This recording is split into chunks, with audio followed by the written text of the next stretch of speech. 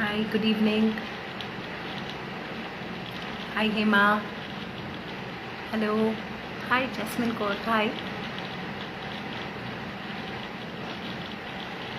Nandini. Sent you a DM. Would love to connect with you, of course. Didn't we discuss this the last time as well? I'm so sorry. Did you send it to Ala or did you send it to my personal ID? Akila. Oh, the team from Freshlings is here. Dr. Uma is here as well. Oh, hi. Hi, Preeta, Suhail, the Freshlings. Enjoying my batch of basil, amrant. Yummy. Hi, Revati. Hi, Shrikant, Ashwati. Hi, namaste. I am conversation.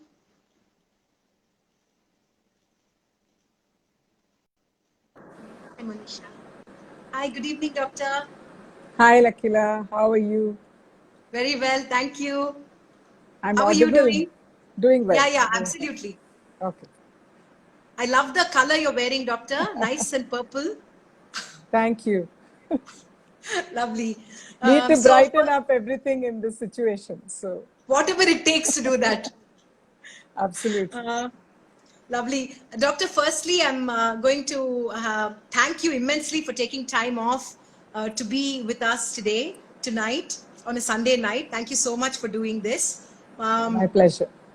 Secondly, I want to give a big shout out to the medical fraternity and to the healthcare workers who've been doing fantastic work during this very, very trying times. I'm sure everyone will agree. So thank you so much for, doing whatever you're doing. It's amazing work and allowing us all to be safe and secure in the comfort of our homes and being sure that we're going to be looked after. That's great. Thirdly, I'm going to start off this conversation with one of my favorite quotes by Maya Angelou, which is, I'm grateful to be a woman. I must have done something great in another life. So just as we were thinking about the many phases of womanhood, and I was kind of preparing my questionnaire, I thought about how, extremely proud and grateful I feel about being a woman and for the gender that we belong to, and for all Absolutely. the Absolutely. strength of character and resilience that we show in negotiating each and every phase that we go through. So while curating this series called Sustenance of Self and Society, we definitely wanted to bring on board someone from the medical fraternity and get insights on how a woman dancer really navigates through these many phases. And almost, I didn't even have to think too hard. Almost instantly, I knew that we wanted to have you on board. And thank you so much for agreeing to do this on a Sunday night. I'm going to formally introduce you, Doctor, to some of the people who perhaps don't know you well. Dr. Okay. Uma is an obstetrician gynecologist at Chennai-based Sitapati Clinic and Hospital. She aims to provide good evidence-based care with a human connect. She's also very keen on increasing health awareness in women so they make sensible and deliberate health choices. She's also the chairperson for South India RCOG International Representative Committee. But Dr. Uma, for those who don't know, is a very multifaceted person. She's a very good visual artist, and I love to watch like what she doodles and draws and paints. I know that she also has a love for nature. I know that she has a very keen ear for the performing arts. And off late, I've realized, I knew she was a foodie, but off late, I'm seeing her cook and share these amazing photographs using all the greens from the Freshlings. That's also incidentally logged into this conversation. So thank you, Dr. Uma, Thank you, for suggesting Akila. this. Yeah. No, I must Doctor, say there is probably a little bit of bias in Akila's generous introduction because we go back quite a long way. of Yeah, course. thank you very much. Yeah. Most welcome. Doctor, I'm going to firstly start with the period. Okay, because we're going to be discussing the different phases of womanhood, and let's start with the period, menstruation. Talk to us really about, and we're looking at this primarily in the context of a woman dancer. So Okay. do talk to us firstly about what are the physiological and emotional changes that a woman's body undergoes, post menstruation, and does it come in the way of her pursuing dance? Yeah. Okay. So I think that's a fairly common doubt or question that a lot of youngsters, maybe a lot of mothers may have too, when the children, young girls initiate dancing. So dancing and actually any form of exercise can be done safely during a period. There isn't any reason why you should not dance or should not exercise during a period. But of course, there are, women or young girls who have very painful, very heavy periods, and in those situations they may not be able to. So initially, so then I think you just have to be sensible and listen to your body. But barring that, it is quite okay to exercise during your period.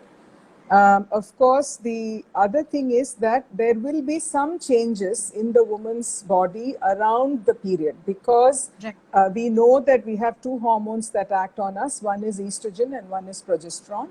And just before the period, the progesterone levels are high and then they tend to drop.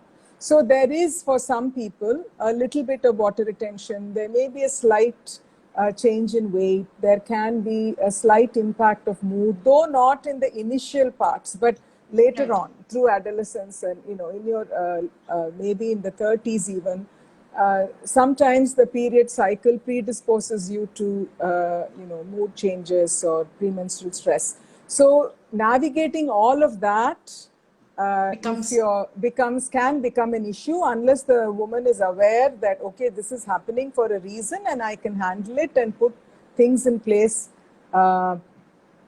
to factor that in when you're thinking of dancing, or certainly the challenges may be a little bit more if you're performing, but those are things that we need to factor in. The one other point I want to make in relation to dance and period is, very often if you're dancing regularly and you're also then doing other forms of exercise that would contribute to you as a dancer, the fact that you're exercising regularly itself will positively impact the period. So you could actually find that it's helpful to regularize the period. Over time, it will reduce pain. And it can affect positively the period cycle. Right. Doctor, I also want to ask you about your, take on the menstrual cup. In one of the episode 1 of Sustenance, we had Prashanti Ganesh of Strength System, and she talked a lot about the menstrual cup. And I thought I would ask you, about your viewpoints. Like, she talked about how, like, the menstrual cup can be very liberating for women. The whole idea was how it can be freeing. What is your take on that, Doctor? So the menstrual cup certainly is safe. That's the first thing. A lot of people have concerns about its safety. It is safe. It is liberating in a sense that you don't have to worry so much about flooding or you could, if you have very heavy flow, keep additionally a pad. The only issue with the cup is that you have to get comfortable with inserting it and removing it.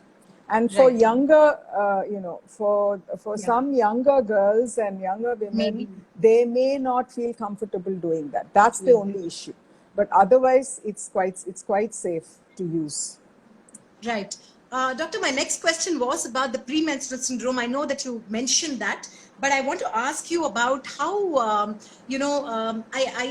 had like these young girls who interned with me who are like 17 and 18, and they have like dance classes like literally almost on an everyday basis, right? And so they're probably dancing through their period, and so how does one really tackle PMS? Should somebody be taking medicines, or should they be changing their nutrition a little bit here and there? Like, how does it work? What is your take on that?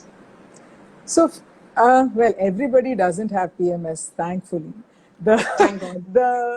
The severity of PMS varies. You can have very mild, just feeling a little bit about life kind of thing, to significantly feeling teary, having panic attacks, getting angry, agitated.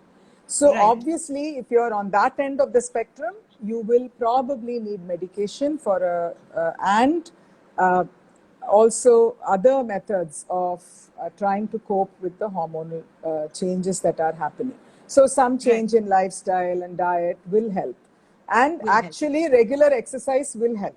So Will if you itself. look at Okay. dancing as a form of exercise, and which is something that also gives you a lot of pleasure, and that will in a way also have a calming effect. So Right. but obviously if you're somebody who has significant premenstrual tension, Right. you may not be able to engage and dance and things like that on those days. Sure. And Right. if you're not able to then do your best, that can become a negative spiral. So if somebody is Right. having those kind of symptoms, they need to seek help, Then because for there's sure. nothing wrong in seeking help. Yeah. Right. Yeah. I mean, you Dr. would seek Divya, help if you had very heavy periods, right? So, or very the painful same. periods. So, in the same way, you need to do that. Right. Dr. Divya Ravi, another dancer from the UK, Yeah, because we're talking about this, asks, is there any way to tackle the bloating bloating and and the heaviness heaviness. that one often that accompanies PMS? Yeah.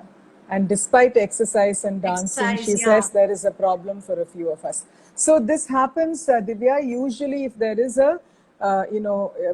if you're very sensitive to the progesterone levels, that again, progesterone is the main reason why this happens. So the water retention is there. Sometimes diet changes help. If you cut down the carbohydrate, cut down the caffeine, uh, that would help. There Caffeine, are yeah. some, yeah, but if it is significantly bothersome, we may have to think of medication. But usually it's just a few days. So Yeah. if you're able to tide over it, then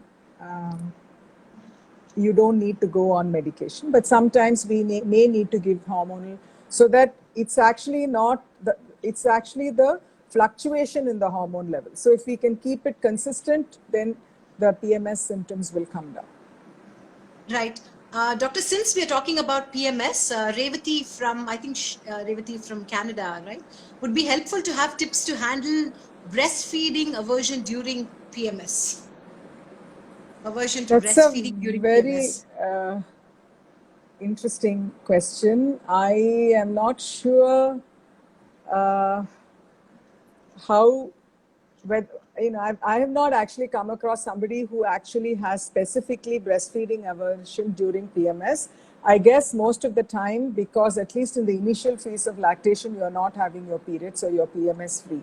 But if you're somebody who's extending breastfeeding for maybe over a year or so, when your periods start resuming, it could be an issue. Honestly, I don't know the answer to that, but I'm happy to check it out and get back to her.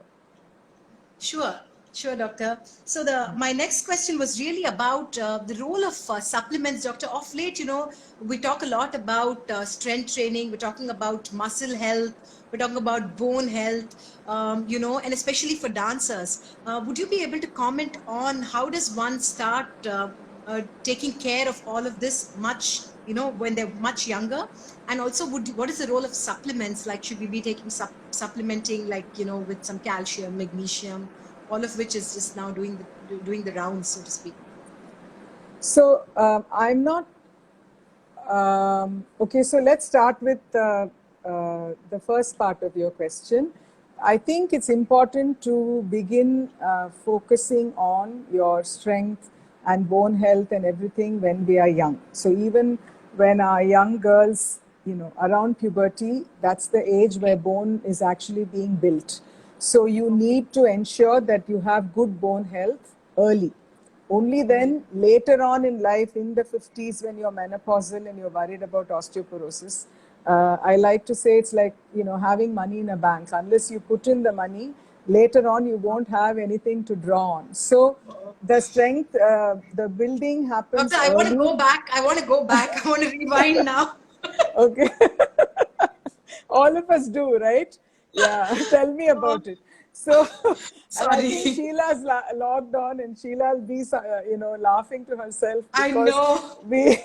she's somebody who's a very strong proponent of all of this. But I think, I yes, know. so Yeah, when yeah, you're yeah. learning to dance, and if you, especially if you're learning to dance, because there is a fair amount of strain on your muscle and your joints. It is very, very important, I think, to also focus on your flexibility and your strength and do other things, be it yoga or be it strength training, and all of that will help build bone and help you later on. See, we are talking about somebody who's committing to dance for their lifetime, basically, right? Whether they're performing or not is a different issue. They need to be able to dance for themselves. So if you're in your mid 50s or late 40s, obviously there are going to be changes compared, especially because you're a woman. A man doesn't have to go through all the physiological changes in life that a woman goes through. And therefore, if you're a woman and a dancer, you need to invest that much more early on so that you've built and you have good strength and good balance and everything to bank balance sustain your dancing. Right. So supplements, I don't think are necessary early on. If you're having a good balanced diet and you're having enough calcium and you're enough nutrition in your diet, enough vegetables, enough protein, you don't need supplements early on. But later on in life, you do need to supplement the calcium, definitely. Doctor, there was a question from the mother of a girl who's nearing puberty, and she'd like to know, is there anything we need to do to prepare her body in terms of her diet? Yeah. So I think a well-balanced diet, teaching her to make the appropriate food choices, ensuring there's enough intake of definitely of calcium because they're gaining height, and so bone. Again, I'm stressing the point because that early, if you have to ensure there's good calcium, good protein. And if they are, make sure there is enough iron as well, because we see a lot of anemia as well in our young girls and women. So we need, and the way we cook our greens, we all believe, oh, we are having kheera every day, so that's not enough supplement of iron because we just cook everything out of the kheera the way we make it sometimes. That's true.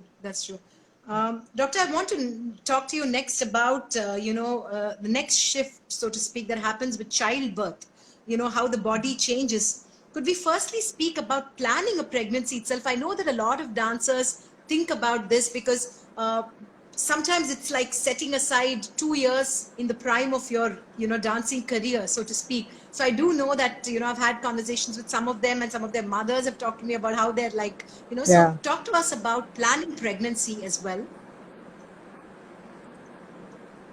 Yeah, I mean, it's always a difficult choice, no, for any woman in any career. There's sometimes there never is a right time. You just have to, if that needs to be done, you just have to get on with it. But certainly you need to plan, because just as with women in the IT field who sometimes have to go on a project, they come and say, we are unprepared for this pregnancy, it just happened accidentally, can we have a termination? I have had artists who come in with the same query as well. So, but we have very, very effective forms of contraception. And I would like to urge everybody to think about it, because termination is not a contraceptive option. It is there, it is safe. Of course, we can provide that service. But using a contraceptive and going on a low dose birth control pill for a short period of time, maybe 2-3 years even, is quite safe. And I know a lot of dancers worry about the pill because they worry about water retention, weight gain. But on the low, stuff, right?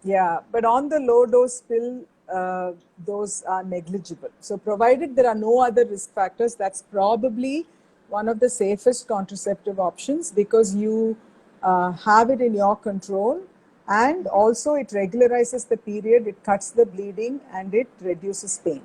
So all these are other positive impacts of the pill. So certainly you need to plan. And other things that we like to advise pre-pregnancy are to take enough folic acid to ensure that overall you're in a healthy, health in a healthy space, both in terms of your weight and ensure that you don't have other problems like thyroid or sugar and all of that before you embark on a pregnancy. Right. Um, Doctor, there's a question about, I just want to kind of address the questions immediately because sometimes, Yeah, they yeah, just we get. forget, yeah. Yeah, there's Vidya Bone health Lakshmi would and like to know. stamina, I think we are going to address later, yeah? Yeah. There's one more. Somebody asks about taking calcium supplements makes stone formation in gallbladder and other organs. Is this true, doctor? Yeah, it's not true. It's not true. Yes, you can get calcium stones in the kidney. Definitely not in the gallbladder. Kidney stones sometimes are because of calcium, but not because of the calcium that you take. So when we discuss menopause, we can come back to that, Akila. Right. All right. Okay, doctor. So, typically, doctor, when a woman has a child, like, you've, had so many dancers who've been your clients and stuff. So typically they set aside what, like it takes them like 1.5 to 2 years to bounce back, to get back to I dancing think full it time. I think it would vary from dancer to dancer. Yeah. But I would imagine that, I would imagine a year at least because of, you can get back to dancing in a couple of months if you need to. I mean, you can, Right. because especially if it's a normal delivery, in 6 weeks you can get back to exercise. Even if it is a section, in 8 weeks you can get back to exercise and That's right. slowly start. But it's the question of, there is a baby, there is a feeding schedule, there is a So lot of much. emotional and physical change that is going on. So how do you balance it out? And Right. so a lot of women have asked me, when do I get back to dance? And I say, you can get back to dancing. Right. You can do a class, but seriously, if it is performance level dancing, definitely it will take, I think, a year. A year. I Okay. mean, there may be people who have done it earlier, but I would think a year in your head is a good time. If Is it what you need happens to kind of. earlier, it's better. Okay. Doctor, I also want to talk to you about postpartum depression. How does one, also for a dancer, the body is like literally like their tool, right? Their instrument. So, in some sense, after childbirth, the body definitely undertakes a beating or undergoes a certain change. What would you like to say about that? And emotionally, would you like to also talk about postpartum and how a dancer could, cope with that? I'm not sure if there's any reason for the postpartum period to be specifically different for a dancer from the mood perspective. I mean, it's not as if Correct. there is more or less postpartum depression For because you are a dancer compared to any other woman. right. Anyone can go into postpartum depression. It's very common to feel a little low for the first couple of weeks, but if you are very teary, if you're having significant mood changes after more than 2 weeks after childbirth, then that is postpartum depression. You need to seek help. Okay. Okay. Sometimes they are able to overcome it with counseling. Sometimes medication is necessary. It need not be depression all the time. It can be anxiety. For some, it's a kind of a obsessive engagement with the child. They may be very, very worried and nobody else can take care of the baby except them. So they become very obsessive. Some become extremely detached and feel they have no emotion. So these can happen to any woman. The Correct. fact is to be aware that if this is happening, that it is not something wrong with you. This is like a condition that needs Yeah. addressing. Address. Yeah. Doctor, the reason I asked you also was because, in today's context, there is so much also like stimulation, and there's like everybody's watching social media. It's also a way more competitive world than before. So I'm also curious to understand, like, therefore, for a dancer, in some sense, you've got you've had a child, your body has changed, you're probably like not you're not getting that many concert opportunities. So how does one also tackle those kind of emotional issues that may sort of result from childbirth in that sense? See, I think definitely these two phases, one is around childbirth, one is around menopause. There are Correct. significant changes that will happen to a woman's body. We can't get away from it. but we can accept it and then prepare ourselves for it. So it's all about expectation. Obviously, you can't expect to within 3 months of having a baby be expect to look or perform or even physically Yeah. get into the shape that you were before. It Yeah. also depends on how good a shape you were earlier. Did you continue to To be able to be able to do things during bounce back. pregnancy, or did you just let yourself go? Because there's no Correct. reason to stop during pregnancy. If you're used to doing something all along, you reduce the Right. intensity and things like that. So so it's, I think it's setting, it's a this it that becomes more a mental exercise. What are you comfortable with?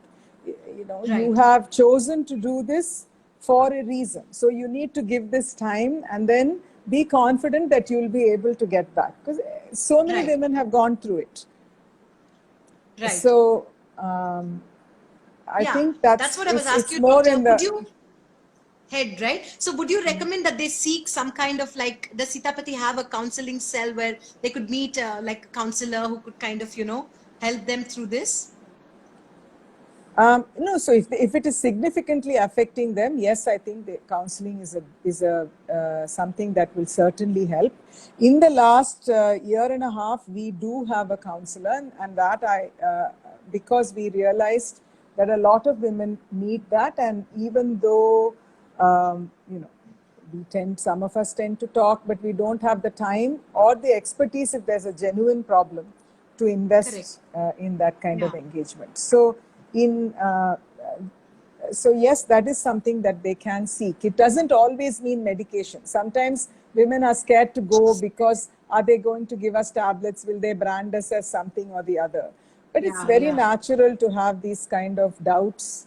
Sometimes you may worry, will I ever be able to do what I did before? So Right. those Yeah. kind of things, sometimes it's helpful to have counseling. Right. Doctor, there's a There's question about postpartum hair fall. Did you see that? Yeah, I saw that. Yeah. So actually, there's a lot of people are calling now, even now during this pandemic, and saying I'm having a lot of hair fall. Hair fall. So I think, no, I but have no hair, seriously, doctor. that's because you're working on different shows every day, at 3 times a day sometimes. I think it's all that stress. But just jokes apart, hair fall is usually like a cycle, just as your hair also grows and falls. So sometimes it just happens to coincide with these significant events. Some Okay. women lose weight during pregnancy, some during hair fall. Ensure that your hemoglobin is good, you have enough protein, and enough nutrition in your diet, and good hair care. Yeah. Yeah. If it's typically postpartum, usually it will settle down. Okay. Doctor, we could probably head to menopause now and Yeah, then maybe take questions that were related to sure. menopause. What are typically the changes that a woman's body undergoes, and how does one start recognizing that one is headed to menopause? So the average age of menopause is around 50. And I'm 50. saying that because a lot of women in their early 40s, mid 40s, if a period is delayed or becomes irregular, they just assume it's menopause. We tend to blame a lot of things on menopause. Yes, a lot of things happen around menopause, but everything is not, cannot Not be just put under because of. that basket. So around 50, most of the time, periods will not abruptly stop. It will be a change in pattern, and so the period itself stopping is just one very clear indication of menopause. But there are other changes that happen. There can be hot flushes, what we call vasomotor symptoms. You may suddenly feel very, very hot, like a flush going through you. There may be increased sweating, sleep may be disturbed. But more significantly, because we're talking about dancing, there is a change in your metabolism that happens. So you may be doing the same amount of training and exercise, you may be eating the same food, but because there is a difference in the balance of estrogen and the amount of male hormone that is also produced in the body, there is a difference in the there is a slowing of the metabolic rate, there is a redistribution of fat, and therefore your body, how much ever you try, sometimes you may feel that there is weight gain, and there is a shift in the body fat that can happen. So this is something that women have to pay attention to, and do the right things in terms of diet and exercise in order to counter this change in the metabolic rate, that is metabolism, that's happening. Doctor, how does this come in the way of a dancer's life? I'm sure you've worked with, dancers who've probably had menopause. And how does this actually, could you talk to us a little bit about how does it come in the way of? So definitely, if there is a weight fluctuation, it affects them, because it affects their movement, the way they handle their body changes. So to you and me, it may be 1 kilo, 1.5 kilos, not a big deal, but for them, it may make a big difference also. And certainly, if there is disturbance in sleep, if there's flushes, if you don't want that to happen when you're taking a class or whatever. So and a lot of them, some of them feel very exhausted. There is a little bit of bloating. There can be some bone pain, body pain. So all of this, with appropriate supplements, with changes, a lot of it is lifestyle. So you just need to. It's very difficult sometimes to tell someone who's a very active dancer that you need to modify your routine, or you have to include something else to make a change, because unfortunately with menopause, some changes are bound to happen and you have to overcome it. Right. That's what actually I was going to ask you, doctor, from a communication perspective, like what you'd probably tell me if when I would have my menopause, how different would it be for you when you communicate with a dancer? I want to understand, therefore, because like you rightly said, for us, it's just like, okay, I just gained a kilo or something and maybe, whatever. But how do you tailor communication to understand? Because for them, that is like so crucial, right? Being able to move. Yeah, so firstly, it depends. So because menopause is not the same for everybody. So for some, there may be an issue with weight. For some, it may be a lot of skin dryness. For some, it may just be that they're not sleeping well and their mood is affected. So we have to identify what is actually affecting them, and then kind of most of the time it's only hand holding and saying that this is a phase and it will pass, and giving some tips that they can do to help themselves perform better. Right. Doctor, I wanted to ask you also, sorry. Yeah, no, go ahead. No, there was a question about hot flushes post delivery along with sweating a day before my period. Why is that so?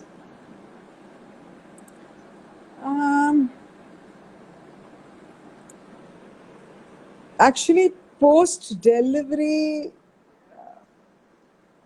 feeling flushed could be many reasons. It need not be the same hormonal reason that happens in menopause, because there is, if you're breastfeeding, there are other hormones in place. You may not be sleeping that well.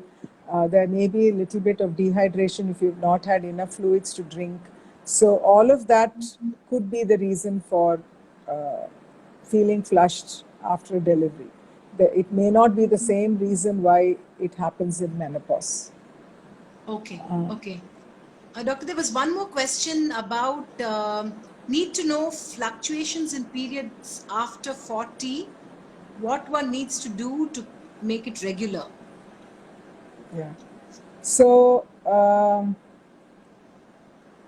some degree of change in the period pattern can happen after 40 in terms of the cycle. Sometimes if you have if it's coming within like 35 days, 40 days, and it's not very heavy, you can leave it alone. Provided there is contraception and you're not worried about the fact that you may, unexpectedly be pregnant. That's the only precaution to take when your periods become irregular because you can't quite use the cycle and say these are fertile days and these are Yeah. not. And sometimes that's when women let their guard down. That's why I'm saying it specifically. Of course, there are Right. situations when the bleeding can be heavy and you don't just assume it's menopause. It could be fibroids, it could be something else that is happening.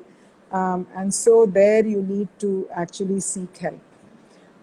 And have a Right. check. So if it's very heavy, painful, if it becomes longer than 45 days, 2 months on a repeated basis, then it needs to be evaluated. And then based on what is causing it, we can say what you need to do. Because sometimes, Right. especially artists, whether they're dancers or musicians, when they have a physical problem that for which they need a hysterectomy, like or a uterus removal because they have very large fibroids, they hesitate a lot because they are worried about surgery. And Yeah. if they are busy artists, then they're trying to And fit this time it into their takes. schedules. And nowadays there isn't just one season. No, if it's not season here, it's season in America or Yeah, yeah, yeah. Australia. So it's Correct. they never And now find it's the digital windows. season. So it's 24/7. So there is no Right. there's no window, but Right. but it's sometimes important, and they may actually find that it is far more uh, that it's much better for them after the surgery if they genuinely needed it. So Needed that it. is Okay. also something too. Yeah. Right. Doctor, I want to ask you about the role of nutrition across these different phases. Like, how would you, what is the kind of nutrition across these phases of womanhood? Like you talked about protein and you talked about supplements and stuff. But like, would you advise different, women at different stages in their, ages, like different types of nutrition depending on the particular phase that they are in? So, for example, if it's like they headed to menopause, then would it be different, or childbirth would be different? So, Yeah, so menopause certainly some definitely you need to look at what you're eating because your metabolism is slowing, changing. You can't handle the same amount of food I mean I can't handle the same amount of food I handled 10 years ago. So right, you need to be conscious. You need conscious. and we have a very high tendency to diabetes in our country. So you need to be careful about that. So the amount of carbohydrate definitely can come down.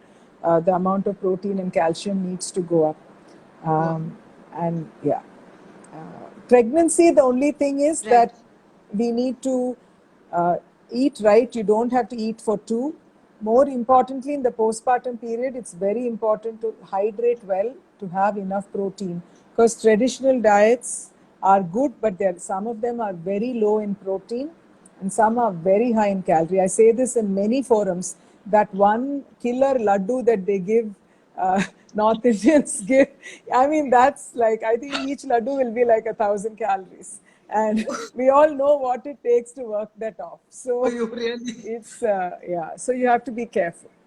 There's somebody who Right. has repeatedly asked, Yeah, ask Akila, this question about about, yeah, vaccination. I know it's yeah, not related to this not topic, related to this, but yeah, but please. I'll answer it because she's asked Sure. twice. So Yeah. during the pandemic, vaccinations are delayed, and you don't have to worry about it. Just check with your pediatrician. A lot of them have started giving vaccines now, so I think you just need to get in touch with your pediatrician and have that sorted. But a little bit of a delay by a few weeks is not an issue. Doctor, I'm going to ask you about stress, like the role of stress, and also the dance world is it's a tough world. So, there is, and especially now, there's so much uncertainty, anxiety, stress across these different phases. And what is the impact? Uh, how does stress affect overall hormonal health in that sense? Yeah, so stress is a significant, can have a significant impact on the hormonal cycle. It can make it irregular. It can, so if someone already has a tendency for irregular periods, stress can worsen it. Uh, and therefore we have, I mean, it's, but unfortunately most of the time it's not just going to go away by wishing it away. Especially in this situation, it's quite a long drawn thing, no? Yeah. Well, As yeah. someone told me, we thought it will be a sprint, but it's turning to be a marathon. So we Marathon. have to sustain. With no We have end to, in sight. Yeah. yeah, I was telling, yeah, actually, maybe we should say it's turning into an ultra marathon now. So we have to make our mental shifts and gear ourselves to the fact that certain things are not going to be the way we planned it. Also, because I think not just artists, a lot of people I see and I know we are affected also financially by it. It's not just Absolutely. yeah, it's not just the Yeah. ability to whether am I going to be able to perform. And for a performing artist, I mean, you need that interaction. I've asked a lot of artists myself, how do Yeah. you do this? You know, you because interacting with the audience is so important. Yes, on Such a a digital crucial thing, format, right? you're able to do something, but it's not the same as performing. Right. And even classes, even for people who are teaching, they need not be actually, you know, Yeah. they may not be performing very much, but they are not. Correct. The whole engagement in a class has changed. It's So all this shifted. is stressful. It can certainly affect the cycle pattern, but as I said, with other things, it's a mind game. So we have to adapt and Yeah. ourselves to accept it. Right. Doctor, this word self-care, before we take those questions, this Yeah. word self-care, everybody's talking so much about it. Would you, reiterate the importance of self-care, especially at this time? You know? Yeah. So self-care, I think, is both physical and mental and emotional. So it's all Yeah. three. So we need to Yeah. take care of ourselves physically, and in the context of dancers, I'm sure Lord they all do that because it's important for them. Right. But Right. emotionally and mentally, I think it is necessary to keep yourself in a good space, and that you can do in by whether it is meditation or whether it is yoga or it's communication with emotionally keeping the bonding and having a good support circle with Circle. you, Right. and reaching out if Um, it is getting overwhelming.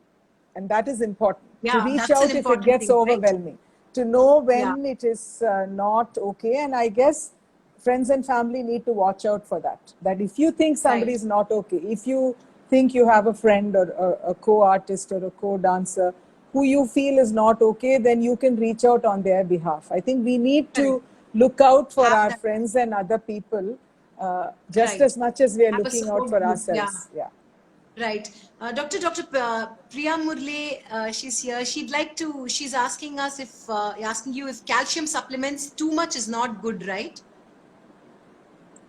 So too much is not good. Yeah, you need at least about a gram of calcium additionally after menopause. So if you're going to have more than 1.5 grams, it's not necessary. But if in the context of the previous person who had asked about renal stones, so some kinds of calciums they should avoid, but certain other kinds of calcium you should take. So yeah, Priya, I think any calcium supplement is fine, but 1 gram you need additionally. So if you're off dairy, then you need to ensure that you get that calcium in other forms, whether it's broccoli, almonds, whatever else you're going to source your calcium from, and as a tablet. Dr. Satvika Shankar says, Doctor, can you please talk about diastasis post-delivery?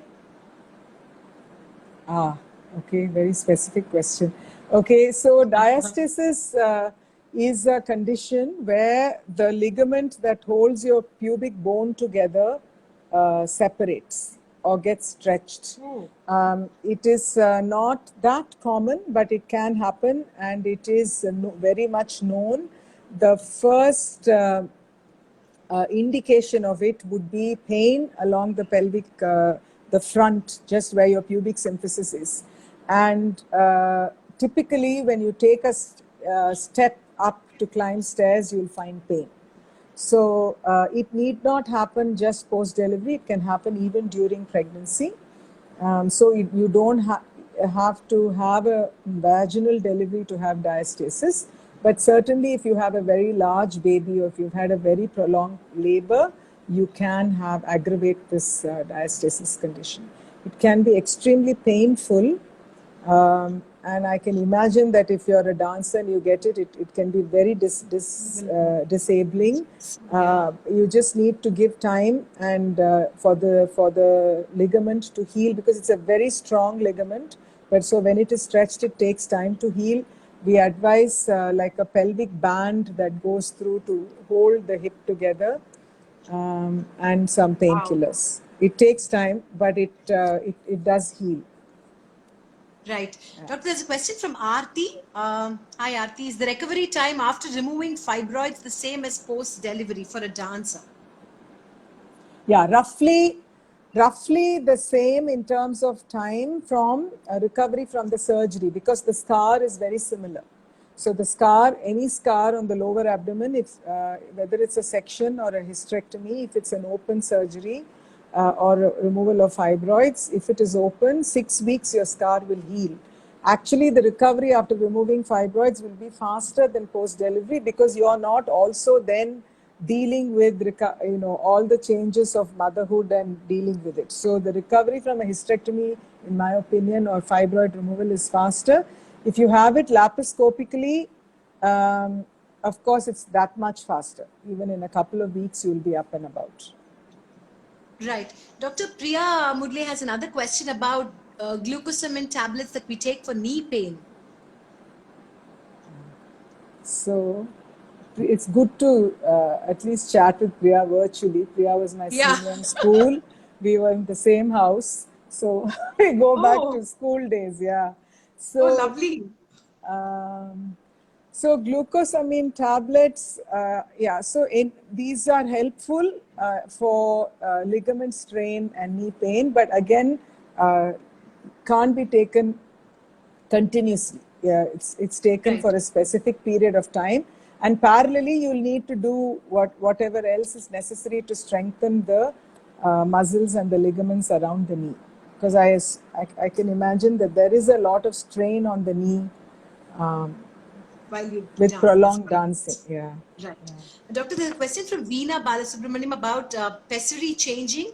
3 months is what is recommended, and she says I haven't changed it in 4 months, and is that okay because of the pandemic? Yeah. So the a pessary, yes, typically gets changed in 3 months. We are tending to push it to 3.5, 4 months now, because but given that the pandemic is actually still ongoing and it will take another month, it may be actually a good idea to go in and have it changed if it's crossed 4 months. Unless you're absolutely having no trouble with it, it's okay. But I wouldn't push it for longer than 4.5 months. Right. Okay. Doctor, there was another question from a dancer on can irregularity in period be caused by dancing? Sometimes dancing does take a toll on the body, especially when you're dancing for long hours. Yeah. So this is the same. You have to think about it in the same fashion as you think about athletes. So you have people who exercise, and you have people who exercise for competitive, international level competitive sport. So if you are doing that level of training, be it a very, very high intense, prolonged exercise, it can lower your estrogen levels in the body, and actually it can cause a delay in your periods, what we call amenorrhea, and you can go without periods for a fairly long period of time. So if you have, if you're, back-to-back shows, very strenuous exercise for months, yes, it can negatively impact. Right. Doctor, I wanted to ask you about the role of sleep. I know that a lot of dancers have been writing to us actually saying that, through this period, I myself been struggling with sleep. And what would you say is the role of sleep in good health? Actually, in today's context, people are like writing books on sleep, and some my trainers often tell me that if you didn't have a good night's sleep, it's all right to skip exercise because the benefits that you get out of a good night's sleep sometimes overpower like what you'd get out of strength training. What is your comment on that, doctor? Yeah, no, sleep is very important. I mean, I guess as obstetricians, we abuse sleep the most, but I know. sleep is very important, and because it gives a lot of, so again, yeah, for adolescents in their early teens, sleep is very important because that's when a lot of the brain hormonal activity goes on. And Right. unfortunately for us, a lot of at that time we are pushing these kids to study a lot of them don't sleep at all, so that's Right. not a good thing again. So but that apart, even later on in life, a lot of your internal clock gets reset with sleep. And so good night's sleep, 8 hours, is actually a very good, very necessary. For otherwise, you will wake up with a hangover kind of feeling, very low energy.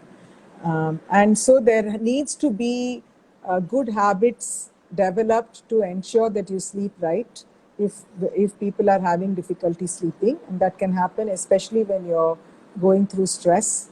So some of the simple things to do is to eat early, to try and unwind so that your brain is not like overactive. So Overactive. Yeah. whether it's just doing deep breathing or whatever that it takes to help to go off screens. I know.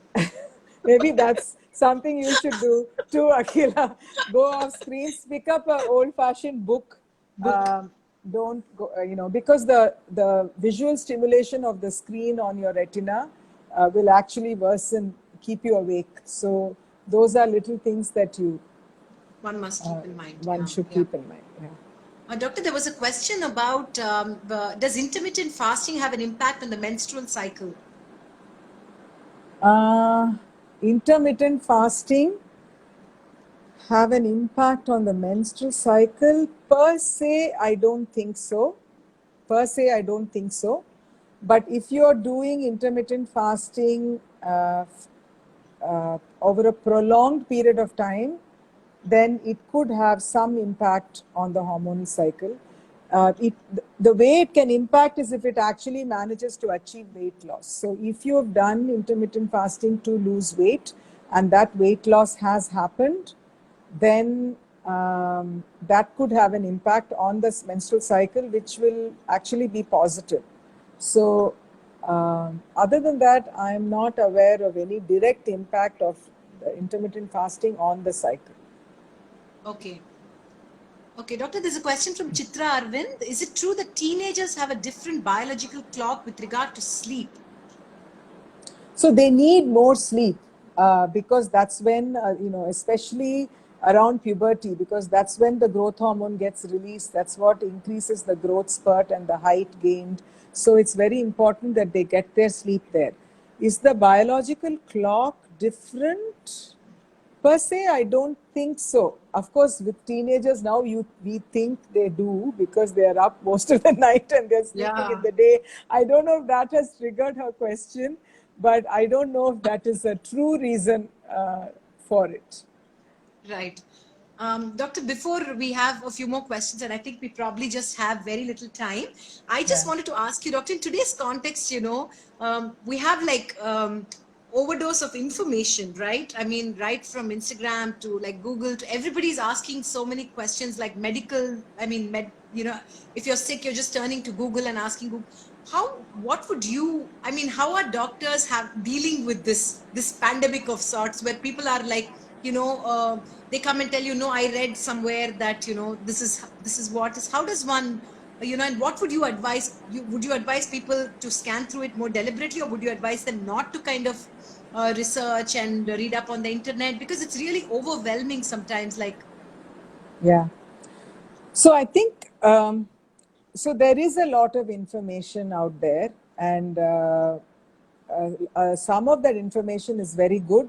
Some of the information is not necessarily accurate. more importantly, the information is there, but does the person who's reading it have enough knowledge and nuance to understand whether, Yeah. even if it is accurate information, is that information applicable to me? Okay, so for example, if you say I have white discharge and you Google, it will take you to cervical cancer. But Exactly. every Yeah. woman who has white discharge doesn't have cervical cancer. Okay, so I think for simple, it's not important. You should. I don't think Google should be your default option, unless you Right. have the maturity and the ability to discriminate a good site of source of information plus its relevance to you. And otherwise, all it's like, a first year medical student, when we or third year medical student, when we start doing clinical medicine, we think we have everything, every single disease that we are learning about, because every Yeah. symptom you can kind of assume you Feel have. like resonates with you. Yeah. So more importantly, I think it's important that you pick your doctor or the person that you're going to for healthcare advice after doing some degree of due diligence, and then accept and trust to a large extent what they're doing and what they're saying. So do the verification or the due diligence before you go, and then don't keep on second guessing the advice that is given. But having said that, if it is a significant decision, or a important, crucial issue that is there, then certainly it is worthwhile ensuring that you have all options have been discussed with you. So there's nothing wrong in asking, is this option relevant? But what Right. is not, what is sometimes difficult to deal with is if someone comes up with a having decided that this is the treatment option that I want, and that treatment option is actually not relevant or safe or practical for that particular person, then they tend to say, oh, that doctor didn't think that I could have it. There is a reason why a person cannot Right. have a certain treatment option. Then that is a medical decision and a judgment call that you have to accept the doctor will make for you. So as long Right. as the option is being discussed, it's fine. So Right. I think too much Googling is a bad thing, because it makes you believe you have conditions that you don't. Yeah, absolutely.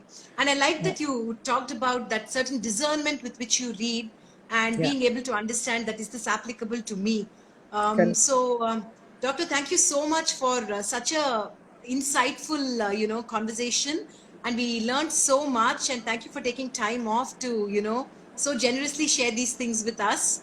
I'm sure those who watched really enjoyed it. This video will be up on our IGTV on our Okay. Instagram page as well, and we will also share it on our YouTube channel, and then I'll send you a link. Thank you again, Doctor, and Thanks. Thank you, Akila. And I was very happy to see a lot of yeah, there familiar was faces Tulsi, here. yeah, And it's Rekha, Rekha is there. Very nice to see Suman, Tulsi. yeah, Quite a few people have logged on. My cousin Kanaka, many Kalpana have Murthy logged on. says Yeah, fabulous Kalpana. section, yeah. So a lot Satvika of Shankar known said you're her faces. favorite doctor. So there are many people who also told us you're their favorite doctor. So Yeah, thank you so thank you much. so much. Yeah, All thank you right, very good much. night. And hi, Harni. Thank you for the opportunity. And so there are a lot of foodies also here, I think, as well. That's So right. So so it's hopefully good we to all, have. So I think you did ask a question about, what to do to keep yourself, positive during this yeah, time of pandemic. I truly believe that you should have good friends who will stand by you, whatever. absolutely. And many of them have signed into this Instagram talk as well. So I thank know you very that's so much. sweet. And yeah, Yeah, I think that's what makes the difference finally. Yeah. absolutely. And women supporting women, doctor, that's the Yeah, best thing, absolutely. Yeah. right? Okay. Thank you. Yes. So have a great make a good set of girlfriends and stay positive, everyone. See you all soon. Absolutely. Good Yeah. night. Thank you. Bye-bye. Thanks, Akila. Bye-bye. Thanks, Thank everybody. you so Good much, night. doctor. Bye-bye. Bye. Bye.